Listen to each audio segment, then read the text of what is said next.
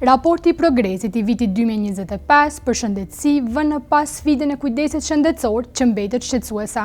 Raporti i progresit flet për vdekshmërinë e foshnjave që vazhdon të mbetet i lartë, abuzimin me drogra e përshëndetin mendor. Komisioni Evropian për Kosovën ka theksuar se zbatimi i reformave të nisura në sektorin e shëndetësisë në Kosovë ka qenë i ngadalë, ndërsa cilësia e kujdesit shëndetësor mbetet shqetësuese. Pavarësisht disa përmirësimeve, raporti i progresit thekson se gjatësia në lindje mbetet më e ulët se mesatarja e Bashkimit Evropian. Vdekshmëria foshnjore ka rënë në numër, por megjithatë vazhdon të mbetet më e larta në rajon dhe dukshëm më e lartë se mesatarja e Bashkimit Evropian. Raporti thotë se sëmundjet jo ngjitse janë shkaku kryesor i vdekjes në Kosovë, por thekson se veprimet për të zvogëluar faktorët e rrezikut ndaj këtyre sëmundjeve janë të pakta. Shërbimet e shëndetit mendor mbeten të integruara, thot raporti, duke theksuar se Kosova është aktualisht në proces të rishikimit të ligjit për shëndetin mendor me qëllim për ta përafruar atë më mirë me atë të Bashkimit Evropian. Raporti i progresit ka nënvizuar se nuk ka pasur zhvillime në uljen e përdorimit të dëmshëm të alkoolit,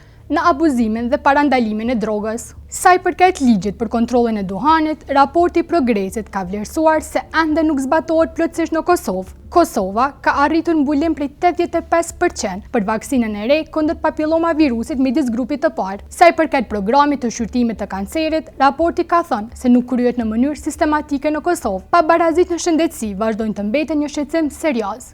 Barra financiare ka qenë veçanërisht e vështirë për segmentet të cënueshme dhe të varfra të shoqërisë, duke përfshirë njerëzit me sëmundje kronike, thuhet mes tjerash në raport.